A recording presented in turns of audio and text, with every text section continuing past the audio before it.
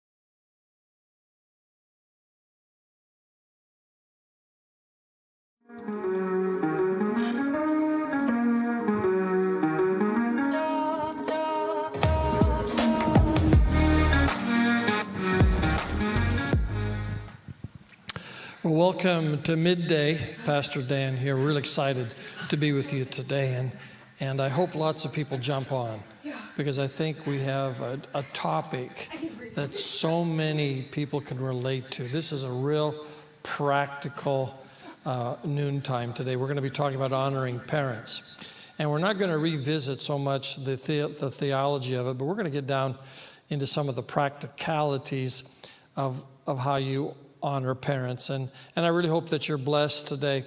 At this noon, I've got Pastor Tina's with me, Pastor Kevin, Pastor Wayne, and then today we have a real special who's really almost like an elder in our church in so many ways. That'd be Sandra, and I've known Sandra for years and years and years, and she actually has done some elder care life group and teaching, and I wouldn't want to burden you with the term expert, but you have worked a lot with elder care. And so today we're going to be talking about primarily, but not exclusively, how to care for older parents. And I just want to start right out, Pastor Tina, in this discussion today.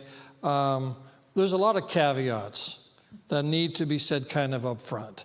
And we said before we came on the air that it's complex. And what are some of the things that we just want to, right from the front, we realize some situations are difficult. What might some of those look like?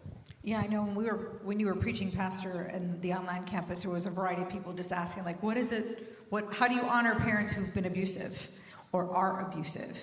Or you moved out and you said, I'm never getting in that relationship again because of abuse. And so that's one that has been, difficult. Another one is somebody whose parents have passed and maybe didn't do a great job of honoring them when you were alive because of relationships. So that's another scenario that some have been asking questions about. There is not a perfect answer, but I think there is an answer. There is a way to honor parents, even in the most difficult situations. And I remember one time, Pastor, you preached a similar sermon a few years ago, and you talked about just the power of what prayer can do. So not just praying for your parents, but if you can't honor them in person, you can pray for them if maybe it's not safe to be with them. Can you pray for them? Can you cover them in prayer?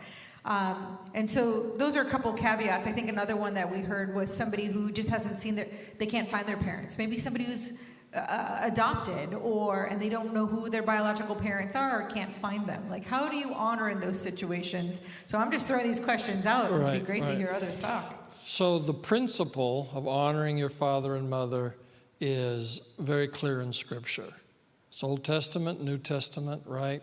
And it's something that Paul refortifies in the book of Ephesians, saying that this is a principle that's binding on all cultures. It's binding on all generations if we're going to serve the Lord. The details of it can be complex. And we're going to unpack some of that and some of those ones that Pastor Tina mentioned. So if you have a question from A to Z on this, and I really hope you do, just put it in the comment section. Are you following over there? I'm following. Put it in the comments section, and we'll try to answer more of them than we do normally on a Tuesday.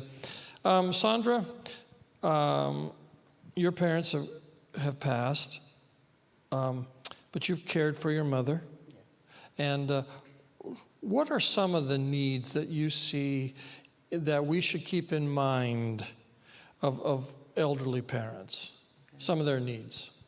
When elderly parents have a need of having family, they really need, they really need family around because they do get lonely. And so they have that need of someone to listen to them and not be so quick to tell them, to understand that, a lot of them, they repeat themselves, they do have dementia, some of them. But even if it's not dementia, they have a tendency to tell the same stories. And so just having the patience, making the time, taking them out to eat, bringing them something. I know for a female, my mom, she would like perfumes and smell good, and she always liked her hair and her nails done. So we would always go to this nail shop, and that was a special day for her. So we would go to the nail shop. She would get her nails done, her feet done, and then I would take her out to eat. She had problems with her hands. So I was patient with Mom to cut her food for her and help her, she eat. I was patient. You must be patient with them and not rush them because they're going to walk slower. It's going to take a while to get in the car and out of the car. And they get fit, don't rush me. So a lot of times if you see seniors being assisted by their children that's taking them to the doctor or whatever, and they get rattled up, and they fuss and get angry. Most of the time, it's because that child or that aide wants to rush them, and you have to give them time. Right. So what I'm hearing you say is that maybe two basic needs of an older person, or I'm going to say 75, maybe not, maybe even 80, 85 up in that range, is they need a sense of dignity. Dignity, yes. And by listening to them and not scolding them, That's that would right. be dignity. And the second thing is they have a need not to be lonely, That's right. to connect. And particularly widows or widowers that don't have a spouse. Now, my mother and father have each other. But if one of my parents would pass, to me, then we're at a whole nother level. That's right. Because they're lonely. I remember, Kevin, the dear woman that passed not too long ago from our church, and she was at a retirement home. I can't remember her name. You will. Sandra. And we would go get her for Easter for church. And when we would go get her, she would be dressed in her Easter best, sitting in her little room 2 to 3 hours before the Easter service. And when you would come get her, all the old people in the home would look at her, and she was so proud that she was getting picked up to go to church, and they all were alone. Yes. Nobody was coming to get them. Nobody was talking to them. And when I saw that, probably her whole year pivoted around getting dressed up for Easter, the church coming to get her, putting her in the front row. She saw her old friends, and I thought she didn't want to be lonely. Pastor Wayne, your parents are gone to be with the Lord, and towards the end of their life, it was difficult in some ways. We were talking earlier, when your mom and dad their minds start to shift a little bit, and you want to honor them, but they don't see that they need help. They don't want help. They want to live independent. Pastor, how do we navigate helping our parents who don't think they need help, but they do? Well, one of the things that was very helpful to me is they had a sister. And so we would always dialogue together and see what we were seeing and bounce it off of each other to make sure that we were in agreement that there's some help that's needed. And of course, Mom and Dad grew up on a farm and had the farm, and Dad wanted to keep the farm. And of course, that's a lot of space. So what happened is that there was an opportunity for Dad to kind of cover Mom's health issues a lot easier because nobody was around. And then we'd show up and we'd say, Dad, how are things? Oh, it's fine, son, it's fine. Well, finally we had to say, Dad, we just have to start taking care of this. And we had to honor him by taking care of him and tell him, Dad, we love you, but we need some extra care for you and need some extra care for your mom, for your wife, which is our mom. And of course, there were some times when he wasn't as receptive, but when it got to the point where it was so draining on him and he couldn't do it, he finally said, okay, I do need the help. So we just had to be patient, understanding, make sure that in this particular case, there was nothing that would be endangering them, or she wouldn't be endangering herself. And so that's kind of how we got through it. But we really, my sister and I really support each other, and that's one of the ways we made it through the whole thing. I'm thinking if you don't have brothers and sisters Should that have are somebody. involved, Right. it could be overwhelming. Well, in my experience, yes, because you're going through your own emotions. Right. Because you remember being the son of the dad that always took care of you, and now, wow, I'm in a different position, and it's not easy sometimes to argue, and then you have to realize that, wait a minute, in my case anyway, you don't want to argue all over because they forgot there was an argument yesterday about the same issue. And so God had to really deal with me. I have to pray to know how to display kindness and tenderness and firmness somehow without always reliving some of those arguments. I do want to get over here to Kevin, but Wayne, as we pray for our parents, and this is so critical in honoring them, right? Yes. What are some of the things that we would encourage people listening? They say, okay, Pastor Wayne, what do I say in my prayer? What kind of things should I pray for when I pray for my mom and dad? Well, it's always important to ask God to help you with your attitudes, because sometimes you can get mad at God, get mad at society, get mad at the doctors and nurses. So you have to always live in 1 Corinthians 13. Love that's patient, love that's kind, love that's not self-seeking, love that believes the best, hopes the best, love that never gives up. I mean, I live there every day. That was the only way I could make it through. And I just say, God, help me to show love and help me to understand that you'll give me the grace to help through that. And also just to have the patience and understanding to respect the counsel of the professional people that, in my case, of course, my mom and dad were having the farm and then nursing home care and then Alzheimer's wing care and then, all that we had to go through.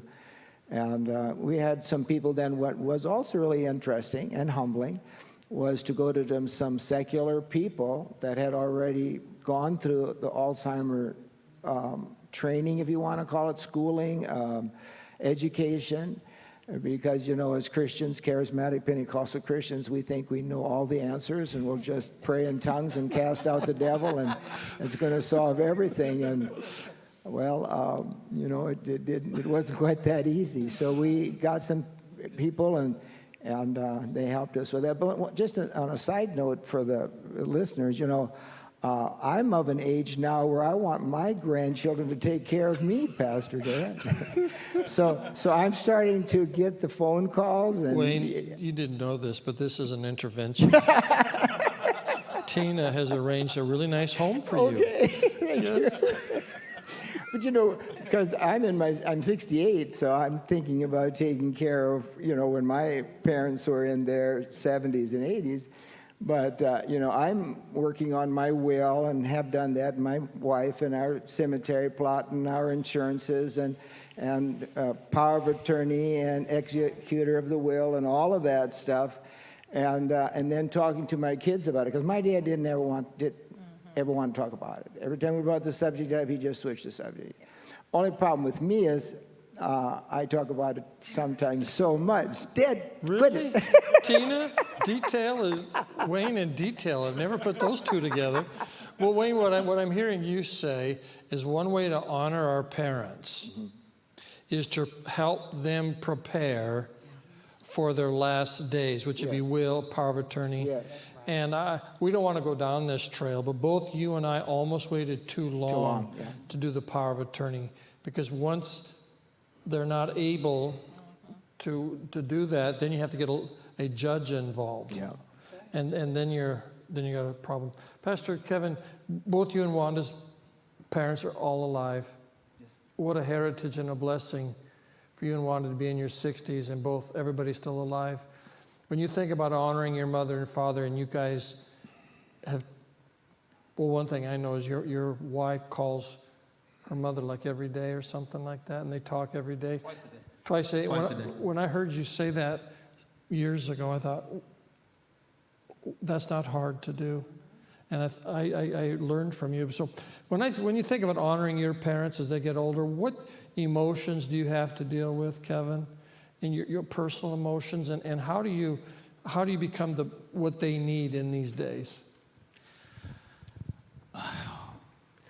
At this stage of my life, we reflect a lot as both Warren and I, we watch our parents and we see that they're aging.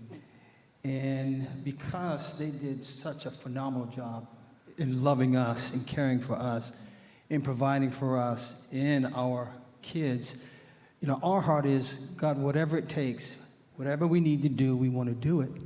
So we find ourselves trying to come up with ways that we can pamper our parents. One is a phone call. I talk to my mom every day. My father's not one who wants to be on the phone every day, but my mom, she's waiting for that phone call. And if for some reason I forget, that next day in the morning, she's calling me to see how I'm doing. So for her, just a phone call is so significant in a conversation. And sometimes I'm calling her on the way from Norfolk, traveling back to Virginia Beach home, and she talks until I reach my destination. And I see that she's wanting to do that. She said, "Are you there yet?" I said, "No, I'm not. I'm not home yet." She hears the ding, ding, ding, ding on your door when you open the door. Yeah, she hears it, and then she will release me. But also, I find that she wants to reminisce. In my mind, her mind is still very sharp. She's 85, and her memory is just out of this world. I wish I had a memory like that.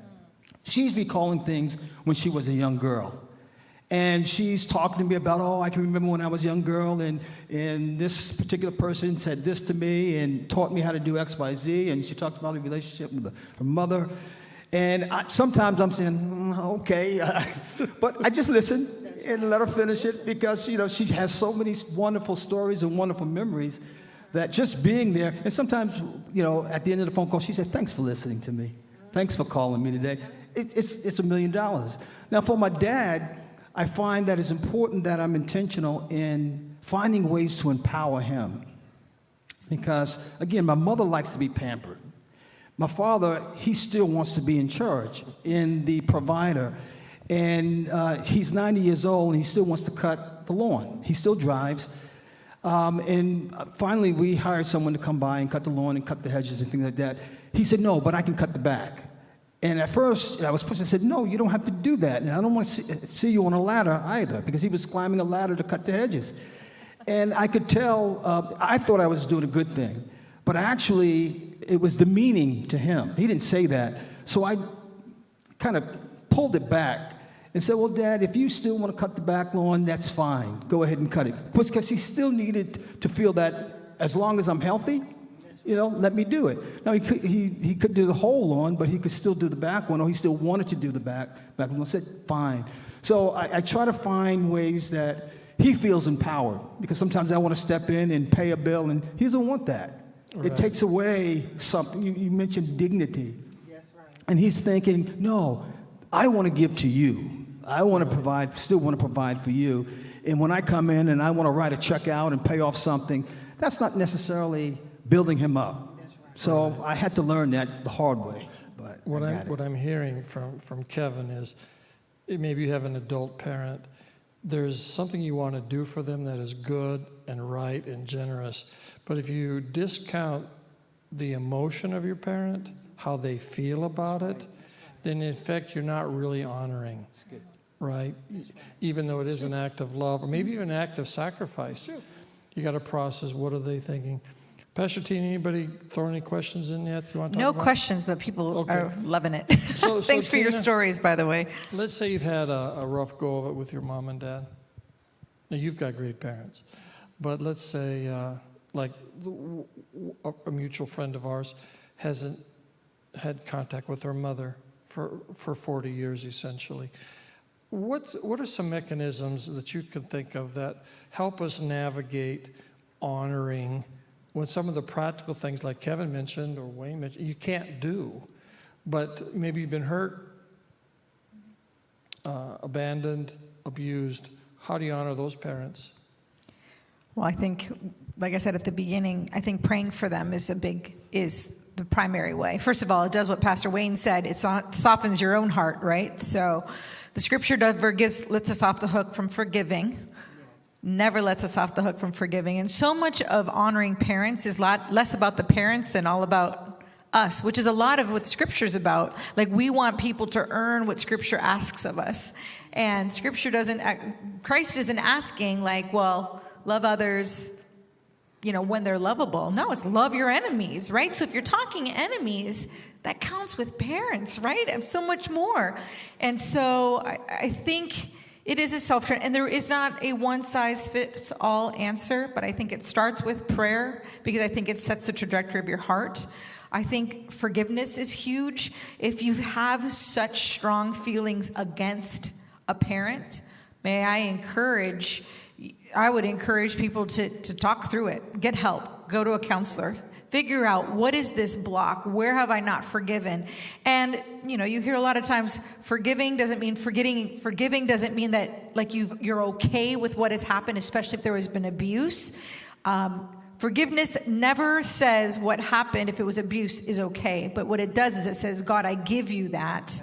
You can work that out, and I want to have a right heart. And so I think those are 2 steps to begin. Pray, release forgiveness, and then if you have contact with the parent, see what you can do to begin to make reparations. If not, stay in that place of prayer and forgiveness. I think that goes a long way. And there's so many other avenues you can take, but I think without those 2, you can't get very far. Yeah, that's awesome, Tina. That's well said. Not gossiping about them. Yeah. Not exposing your father or mother's abuse of you. I'm not saying you hide it, but I'm saying, not even reframe it, but just kind of respecting their position. That's right. Right? Back to you. What advice would you give to young families to prepare for when their parents get older today? Because that day's coming for everybody. It's better to prepare emotionally and physically things you can now to honor them when they're older. Well, I would encourage the younger generations, those that are in, I'll say, their 40s, 30s, 20s, between 20 and 40. That's the time of coming together as a family unit, because it's kind of difficult to build a relationship at 50 when you had no relationship at 20, because you really don't know each other. And today, because everyone lives apart and they're separated, you really have to be intentional to visit. You have to be intentional to make that phone call. You have to be intentional to attend family gatherings and not wait until funerals when everybody comes together. And so I just feel that families, I would encourage them to begin building relationships. Come to the birthday parties. I go to the birthday parties of the teenagers and my grandchildren. They look for grandma. I come, I dance one time, eat the food up, and say good night. But I'm invited because I want to build that relationship with my grandbabies. And then when I have great grandbabies, and I just feel that families should not wait, because when you build a relationship, we know that you can't really talk about someone's business per se if you don't have a relationship. They don't want to hear it. So if you have the relationship, then you can gradually talk about it. When I went with my mom, I think my mom was in 20, I was 50, mom was 70. And I had seen an announcement in the newspaper about a workshop on trusts. So prior to that, we had never really discussed it. I knew I would be listening to mom with things that she might need help on and difficulties or whatever. But I made it, even though I lived out of town, I would go home at least once a month. But when I saw this workshop coming up on trust, I said, Mom, would you like to go to that? And she said, yes, so we went. And that's what did it. When she heard about it and, the lawyers were there and told about it, guess what? She ended up getting one. And so she trusted enough. So you have to spend time with the parents, with the grandparents, to build the trust, because they're not going to tell everybody their financial business. They just won't. But if you have that relationship with them, somebody in that family is going to know Ma and Dad's wishes. But it has to be someone that they trust, that they will really let you know where the insurance papers are. This is what I would like. So it has to be a conversation. Right. I was free enough to even talk to my mom about funeral arrangements. I let her choose. I showed her the caskets, and I showed her the information because I know my mother was an independent woman. And I wanted to include her. Right. So I would just say, families, come together. Right. What I'm hearing you say is, if you don't have a relationship with your child when you're 40, it's difficult. by the time you're 60 and they're old, it's kind of hard to start a relationship. That's right. However, I do want to encourage people. That doesn't mean don't try it. Right. Once you get the revelation of it, jump in, build it little by little, and go with that. Pastor Tim, what kind of boundaries? Let's flip it on the other side. Sometimes parents can abuse the right to be honored and put unrealistic expectation on their adult children. Thoughts about the other side of this coin? Pray and forget. Just kidding. It's true, though. No, you do. You're right. Boundaries are important. I think they're healthy in every relationship. And I think first you have to know in your own heart what the Lord is asking of you to do. That's right. And what is right and what is good. And then you're not trying to prove yourself. And I think part of where manipulation can take a hold in any relationship is when you're not sure of what your assignment is or what you're supposed to do or what is enough. And then you come in and then you get thrown around. I hope that makes sense. But if you can, if you're in a relationship with parents that can be manipulative, find someone you can talk through and say, this is what I want to do. This is what I feel is right to do. This is what I feel God is asking of me. And then you can set those parameters. And the reality is, parents, kids, everybody loves to push boundaries. But when you know what yours are, then you can hold them fast. You communicate what they are. This is what I am willing to do. This is what I am able to do. This is what we can do together. And when it's pushed, then you can say, remember when we talked about, and this is what I can do and cannot do. Boundaries need to be reasonable. Sometimes they need to be a little bit flexible depending on, who you're talking with. But I think they need to start with a realistic understanding of what you are able to do as a son or a daughter in whatever the context might be. And do it with wise counsel. It doesn't have to be professional counsel. It can be just wise counsel. Maybe others who know you and know your parents, and know kind of how people are, so you don't have to defend or fudge, or you can just say, hey, how would you recommend I walk this out and do so in a loving way? And so I think boundaries are really healthy. Parents that are not really walking with the Lord can shame their children That's right. into doing things for them. They can boss your children around. That's right. They can discipline your children sometimes. And what we're not saying today is that when you honor your parents, they supplant your authority or healthy boundaries for you. There is another way. In some cultures, American cultures would not be strong, but the father is the head of the family until his death. And sometimes you have adult men in that family, extended family, that never ever find their own sea legs. Which I think is not right either. What I'm thinking of is like an older man telling his sons what they need to do for a job, or who they should marry, or where they should live. I say out of bounds. If you've raised a kid and they're 40, let them live their life. That's right. At Thanksgiving, you can sit at the head of the table. We'll all honor you. You do the prayer. But do we agree that the day-to-day living, mom and dad butt out? That's right. Right, and you're still honoring them. Do you agree with that? I agree with that. I do. I have a friend, just to go back to boundaries, and I won't go into the whole story, but the relationship between she and her mom was absolutely toxic. But I was so impressed. The mom has since passed away, but I was so impressed by this woman who, between her and her mom, it was horrible. But only a couple people knew about it. What you knew in public was never that way. But she protected her own kids from that toxicity, but never spoke negatively about her mom to her kids. And those are boundaries. It's like, I'm not going to let you be in that, but we're going to talk about those happy times. I'm going to show you childhood pictures. There's ways, and you have to be somewhat creative to know, how do I bridge this without inviting it into an atmosphere so that it creates toxicity. But the way that she honored was she covered her. There wasn't any negative talk in her home or out in public, but she set very clear lines so that it could not harm the next generation that was coming up. I just want to add, in terms of boundaries, I think it's so important that the communication is clear. That's right. Because sometimes you think that you're communicating one thing, but perhaps they're hearing something very different for many different reasons. And now this will sound strange, but you have some that would be very responsive to writing it out, putting it in maybe a contract. You have others that, they would just blow past it. But some say, okay, this is what we've agreed to. And this is what we agreed not to do. Are we all, are we on the same page? And once you get that agreement and buy-in, then you can always come back to that.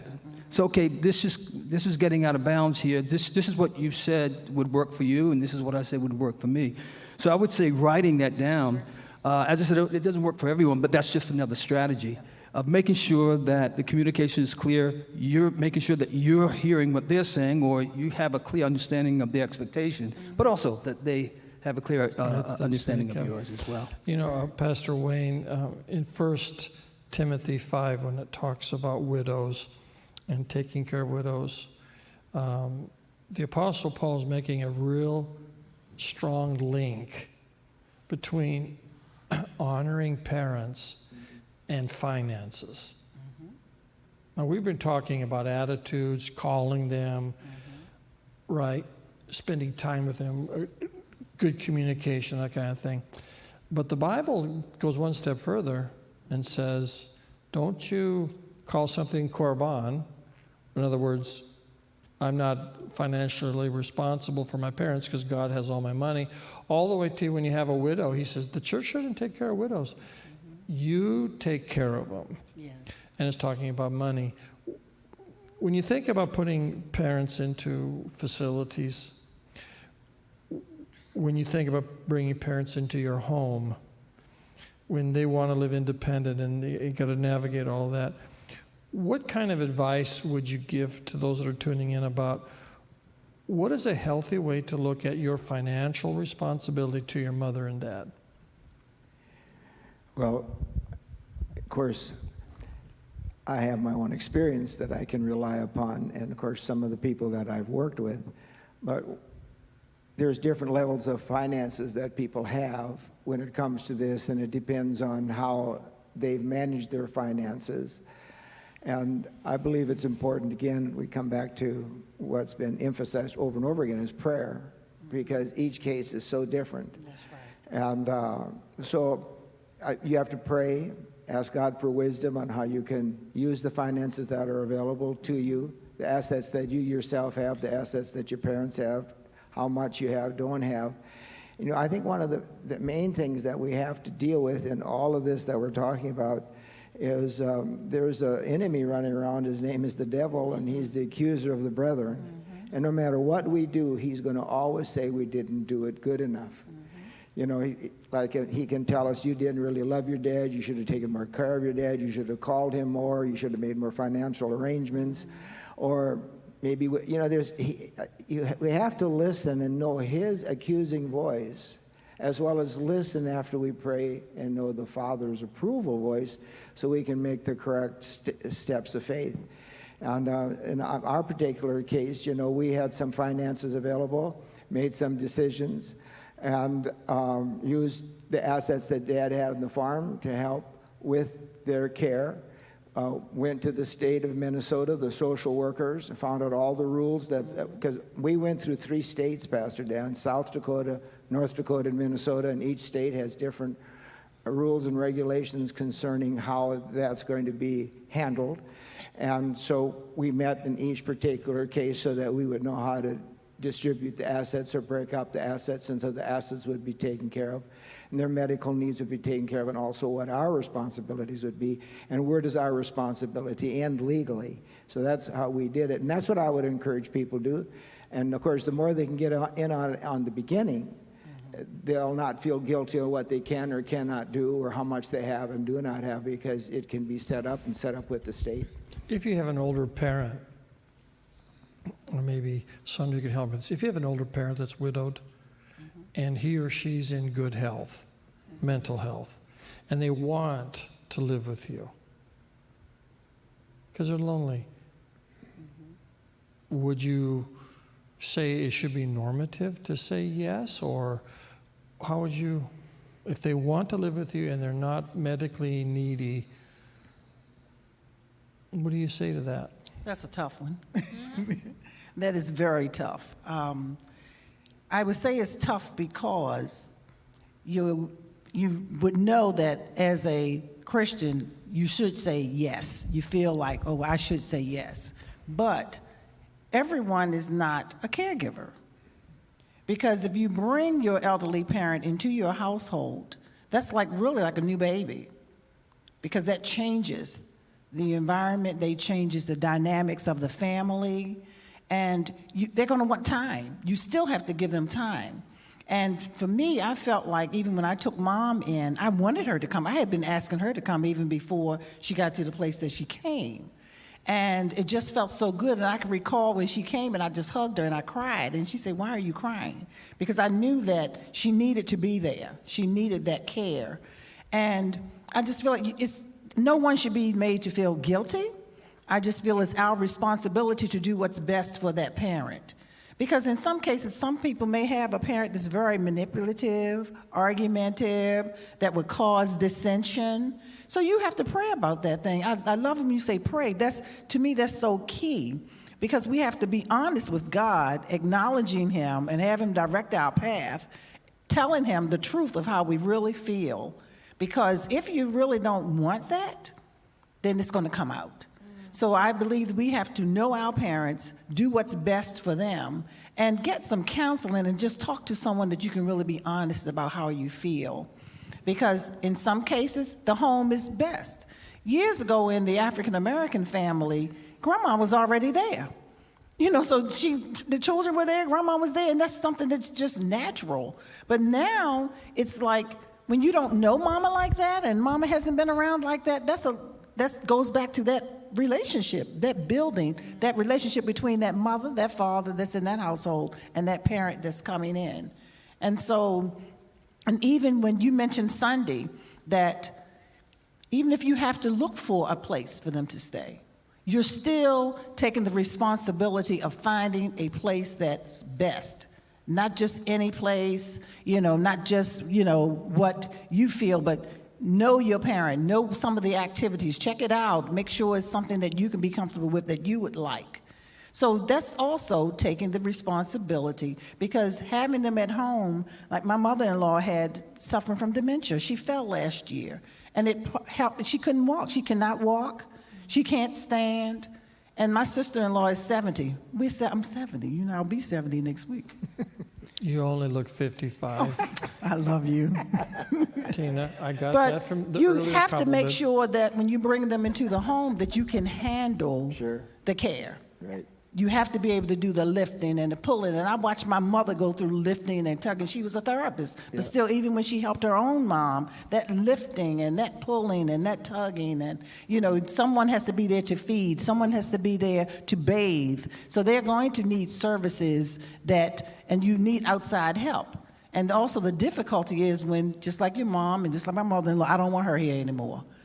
They imagine that the caretakers are doing things, and I don't want that lady in my house, and don't bring her back, and it has to be cleaned, and it has to be meals and all. So that's a decision that I feel prayer, I don't know any other way to ask God. What I'm hearing both you and Wayne say is that we have to be active children Yes. And we just don't take the easy way out or just kind of throw up our hand. We're actively processing in prayer, but also by talking to people. What's the best avenue for my context? Which is different than, I think, saying this. We're going to put mom and dad in the home over there, and then we just go on off with our life because we don't like to be inconvenienced. We're not saying that. We're saying if mom and dad go into a home rather than our house, there was a process of really, our disposition is to do what's the most loving thing. That's right. But there are other factors. For example, if they're in a wheelchair and you're not strong enough to get them up into the bathroom or something, that's probably not practical to have them in your home. I mean, right? You're right, because if they fall, you're going to fall too, because you can't catch them. So you're right. You have to be able to do that. Now, if someone that has a medical background, they know how to. They have these, it's called a hoist or something that comes in that you can lift them up out of the bed. Yeah. But you have to know how to handle that, or you can do more damage to them and to your own body. Yeah. Tina, you're younger than us by quite a bit. Your mom and dad is younger than our mom and dad. So you're at a different season. How do 30 and 40-year-olds honor their parents? Well, call your parents. Listen, I talk to my mom every day. And if I don't get it, if I miss a day, I know I missed a day. I get a call. I get a text. I don't get a call. I know your mom. She will be like, I get a text like, is everything all right over there? It really isn't, man. Right, Mom? And she might be watching, so I have to watch what I say. No, I do. I think you have to stay engaged. My parents are super active still. And so sometimes I forget that they actually have more needs now than they did 5 years ago. And the thing is, it happens quickly. And so I would encourage people in their 30s and 40s to start talking about it now, pay attention now, and don't think, oh, we'll talk about aging later, because it happens fast. And I don't live near my parents, which I didn't used to feel that much. And I'm going to get choked up. I feel it more now. Now I wish I was closer. Now I wish I had more access to them. I tell my mom all the time, I want you to come and just stay for 3 months. Like, I'll find you a place and stay, because I want to make sure that they are aging well, that they're okay, that they are tended to. Because at home, it's home and everybody does their own thing. So know that early. Like, don't wait until later. And I would encourage that. And right now my parents are healthy and they're active and they travel all the time. And I have to remember and be very conscious to stay with them and to stay engaged with them now and not wait until there's a crisis and I have to respond to a crisis. I want to, and so I appreciate what you said about, it's about relationship. And so I talk to my mom on a regular basis. My parents are the same way. My dad will answer the phone and say, and I'll say, hey, Dad. Who's like, oh, here's your mom. I'm like, well, no, I want to talk to you real quick. I think that's a generational thing. And so I think staying engaged early so that you know your parents and you can even have maybe more sensitive conversations sooner than later is I think really important. And if I may, we were talking about how do you make those decisions. I keep getting this feeling like, be careful of not making decisions out of shame and guilt, but out of conviction and love. And those are very different motivators. Shame and guilt will always leave you feeling like you didn't do enough and that you have regrets, because shame and guilt, there's never an end to that. That's right. But if you're loving because of conviction, because you feel like this is my job as a daughter, as a son, or loving because you know that this is what God is asking of you, you'll make different decisions. And whether you take him in or whatever you might be doing, it's going to be motivated differently. And so know that now. And early on too, if I may, before I go, if there's places that you can fix your relationship when you're young, do it. Don't ignore it. Have those conversations with moms and dads early and invite them into restoration kind of dialogues. If there's been breaches, if there are wounds, don't avoid them. This is the time to talk about them so that when there is a real need, then you can be available to jump in. Kevin and I have children, Tina, that are not too distant from you in age. And so I ask myself, how do I feel honored by them? What would they do that would make me feel like they're fulfilling this commandment? I don't need money. I don't need somebody to take care of my medical care. This is how I'd feel honored. Them being interested in my life without them asking me for something. Like money, babysit the kids, where there's a hook at the end of the conversation. Oh, by the way, can you come watch the kids?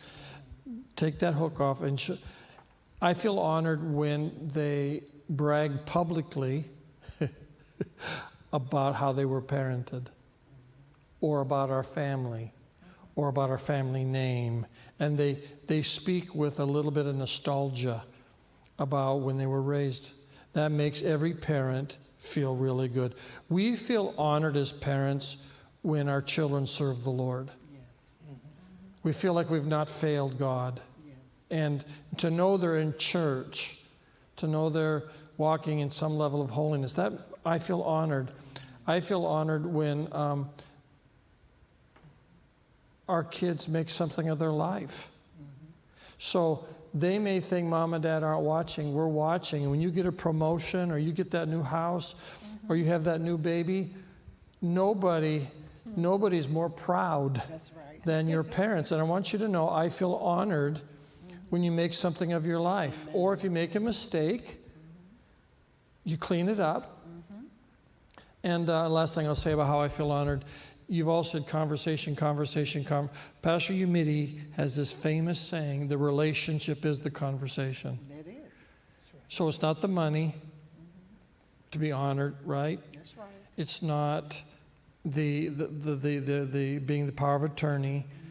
It is talking to me. That's right. Being and the final thing I'll say is, at things, keep the family gatherings together. I know you got your own family with your own kids, but your parents want to be involved at Thanksgiving and Christmas and Easter. Bring them in. Don't just. It's good. Kevin, what else you got to say along I just the line? went real fast.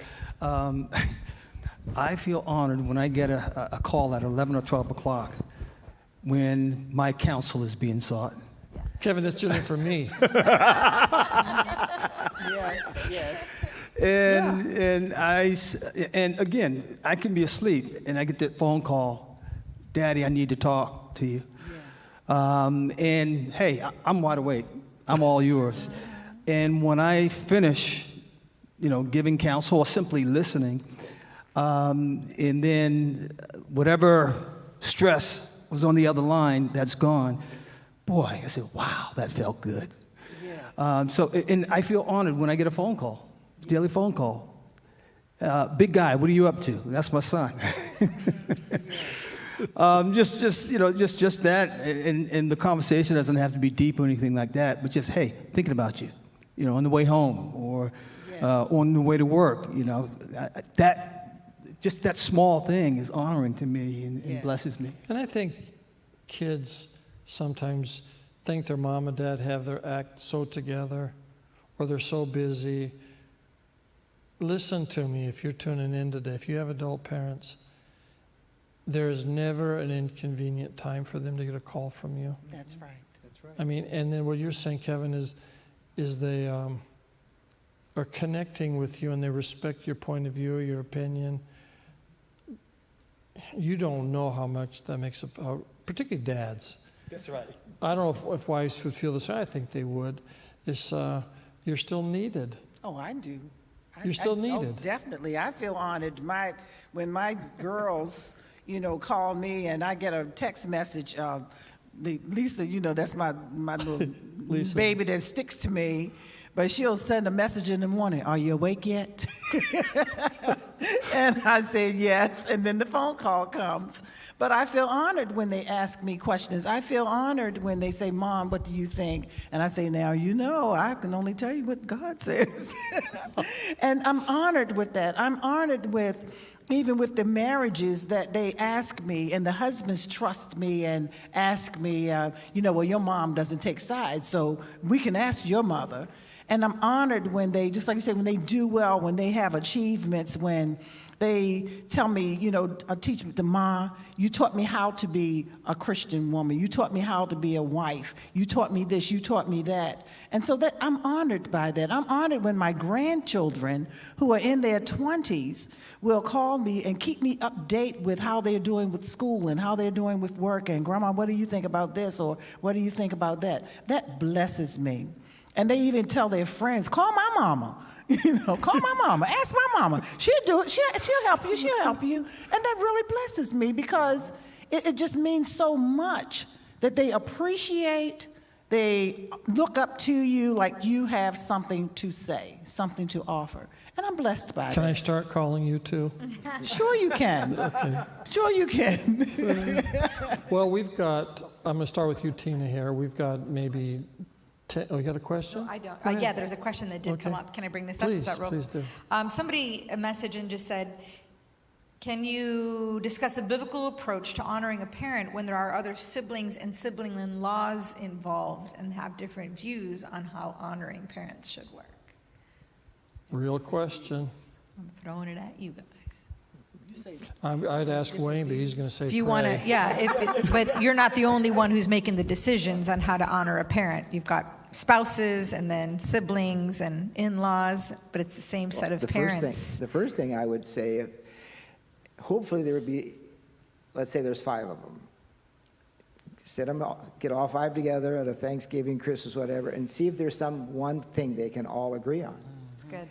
And then start there. You know, like there's got to be something. I mean, whether it's loving kindness, gifts, phone calls, what can we all agree on is the most important thing. And then what do we have tolerance? That, yeah, you can do that. I may not do it that way, but it's acceptable. It's because we want to honor that person's culture, that person's journey in faith, that person's political background right now that he happens to be in might not be mine, even though it's my brother-in-law. Right. But it's something where he feels to honor dad or stepdad or whatever it is. And I think the dialogue, and if they can agree together that whoever's talking has the floor, and then everybody else kind of repeats what was just said and kind of come to something that can be agreed upon. You sound like you have some experience. I do.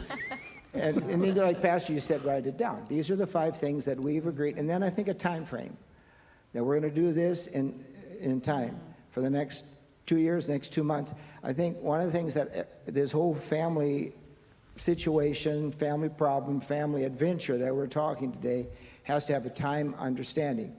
Because as we all get older, it was brought up earlier, things begin to happen quicker as far as deterioration. And so if you're in your 20s and 30s, have a time frame for the next 5 years. This is what we're going to do with Grandpa and Grandma. This is what we're going to do. And if you're in your 50s and 60s, this is what we're going to do. But remember that you have to do it quicker. There's a time and a season for everything. And that was really hard for me to learn. Because in my mind, I'm still 20 years old. Dad's still strong and healthy. And I remember when they came and they talked to me in the Alzheimer's wing, and they said, Wayne, you've got to think in 3 months increments. That was the hardest thing I ever, because I was so happy he was stable here. And they said, Wayne, it's only going to be for 3 months because it's going to get worse. And of course, that's what did happen. So I think it's important to know time. Yeah. You know, Tina, what comes to my mind is those family situations where one sibling does the lion's share of the work, and the other siblings let that person do it. There can be unspoken resentment over time. Yep. And other siblings can make excuses like this: I'm not good with mother. I don't live there. She responds better. And you got to be careful that we're all equal. We all have equal shares. Maybe not equal shares, but we all have a stake in mom and dad's. That's right. Mom and dad's care. And if there's family conflict prior to caring for mom and dad, if there's still, it's just going to accentuate the conflict. We only got 3 in our family. My brother, my sister, and I. We're Christians, spirit-filled. We know each other. And my brother is the action guy. Do it. I'm the mercy guy, like, I don't want to hurt him. My sister is she's prophetic, and her mercy gift is so she's just declaring what we're supposed to do, and I'm processing everybody's emotions, and we just got 3 of us. Yeah, I know. Yeah. And the spouses all stand on the sidelines going, Yeah, that's right. That's right. they're not getting involved. They're going to, but to your point, That's how it we is. do find a way forward. Yeah, you have to. And I am the oldest, so I use that a little. But I do honor, this is the last thing I'll say, then I want you to conclude. I do honor my brother and sister too. It's a different kind of honor. And I do realize we have to negotiate. It can't be my way or the highway with my parents. The 3 of us kids, we have to negotiate our way forward. We're comfortable with the 3 of us. It is a blessing to have brothers and sisters. Kevin, you have a big family. You have a reasonably big family. If you have a very small family, the burden falls disproportionately on you, and we totally get that. Well, it's 12. It's a few minutes before 12. We have time for one final comment for each of you on the thought of honoring parents. Thank you for joining us today. We're going to do this quickly and take these last comments with you today. Pastor Teen, let's start with you. I think that comes to mind, and as I'm reading some of the comments, thank you everybody for posting. I'm just thinking, honor starts in the heart. It's not necessarily always action, and sometimes you cannot honor your parents because they've deceased or because they didn't do honorable things. But I think that you can, in your heart before the Lord, release some of that and then honor them from the heart, which will guard what you have to say. And so for those who are listening and this has been a very difficult conversation to have, I bless you. And I pray that God really will give you the grace to honor your parents no matter what the situation. And in honoring them, you're actually honoring God. And so have that perspective. Excellent, Pastor Teen. Pastor Kev? I want to circle back to an issue where you have parents who are very difficult or that were abusive. And there's something to be said, praying, getting back to what you said, pray first, but that God would give you an empathetic heart. Yes. Empathy is so important. I can't tell you the number of individuals, that have been in those situations, but then after learning what their parents went through, maybe their parents were not parented. They were in an orphanage or whatever. Their parents were alcoholics, whatever it might be. And once they got to a place where they were able to empathize and say, okay, well, perhaps they did the best they could do. Yes. There's something about that instills or builds a grace, and you're able to shed that resentment and offer some love as you consider, well, okay, given what they went through, they did a pretty good job, and I'll forgive them. So I just wanted to mention that empathy is so important. That's excellent, Pastor. Pastor Wayne? One of the things that is so definitely needed, I believe, is the concept and the truth and the fruit of the Spirit called joy. And I would just encourage everybody to just wait on the Lord. Bible says, in the presence of the Lord is fullness of joy. Merry heart does good like a medicine. Weeping endures for the night, but joy comes in the morning. I experienced all those. But I also know that when you're weeping, get to the point where you wept and the grief is gone, but God will give you joy. Amen. If you don't have joy, if you can't break through in prayer, break through in grief counseling, or break through in memory, living stories from mom and dad to the point where you can laugh. Because if you're just dealing with crisis after crisis, medication after medication, or problem after problem, it's going to be very difficult. So I just encourage everybody to rely upon the fact that the joy of the Lord is their strength, and let them have Kevin, joy. Or Wayne, when you said joy, I was thinking that we could talk about honoring our parents, but to find a place to enjoy. Yes. Enjoy that they're still here. Yes. Because when they're gone. And if you can laugh like my dad, he had all kinds of stories and made up stories. So we would just go along with them. Yes. And he'd have imaginary friends, and we'd talk to him. That's right. Hey, Sam. And we made a game out of it rather than scold him or... Yeah. But he was enjoying the fact that we were enjoying him. And, we've talked about this before. You have to kind of remember that when I have grandchildren now. I didn't at that time when I was with my dad. But, you give allowances for that age of their life, and you have to give allowances. You need the grace. But joy is so important. That's excellent. Sandra? Yes, I would say the statement Pastor made, honoring our parents, is linked to worshiping God. And when I think of that, I want to do what's pleasing to the Lord.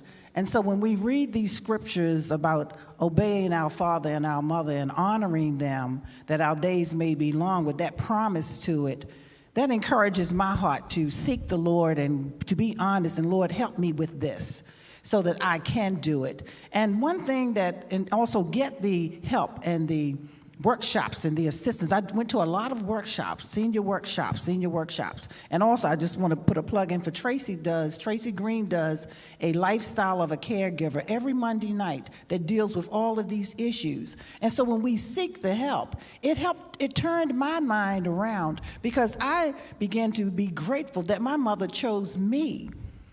She was satisfied living with me. She wanted to be with me. I was grateful that she trusted me with her personal life, her business, and everything. And so I began to thank God. I said, Lord, rather than he took that critical thing away from me and blessed me to say, your mom loves you, and you have the opportunity to love her.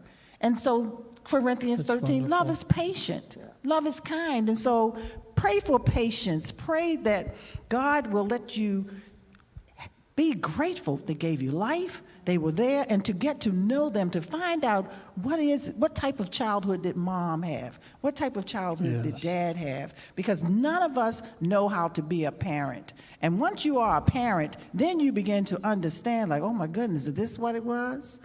Right. And it helps you to have some grace and some mercy on your parents. That's true. Grace and mercy on your parents. What an awesome team. I learned a lot from each of you today. Thanks for joining me. Hey, everybody that joined us on Midday Tuesday. See you next Tuesday as we talk about this Sunday's sermon about how to live a life of victory as a single. It'll be really a good message with a good follow-up on Tuesday. God bless you. Thanks for joining us today.